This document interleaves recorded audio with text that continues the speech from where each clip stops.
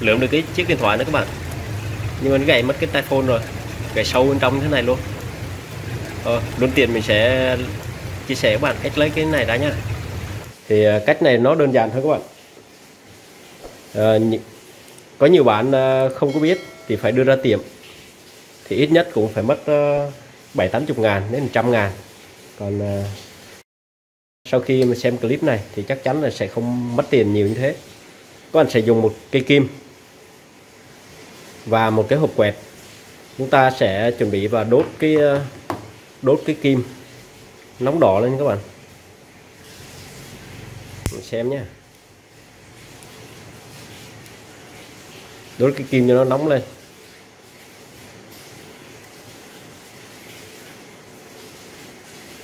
Nóng đỏ luôn thì càng tốt. Thấy cái kim nó đỏ chưa? Thấy không?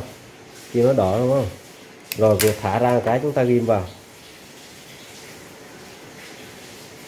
Rồi ghim vào thì các bạn để vậy. Chờ cho cái kim nó nguội đi thì chúng ta sẽ rút ra được. Đấy, rớt bể luôn.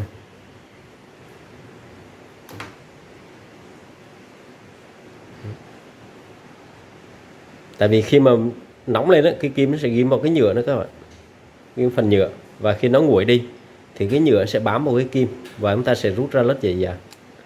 Đấy, thấy chưa? Nhưng mà rất là dễ. Đó, cái mẹo nhặt nhỏ trong cuộc sống kia thôi, chia sẻ với các bạn. Biết đâu cũng có bạn có trường hợp bị như vậy, nó rớt câu cái mà nó gãy như vậy các bạn. Với cái này thì vớt đi thôi. Các bạn thấy clip hay hãy tặng mình một like nhé, và nhớ chia sẻ cho bạn bè của các bạn cùng biết. Hẹn gặp lại các bạn ở video chia sẻ tiếp theo nhé.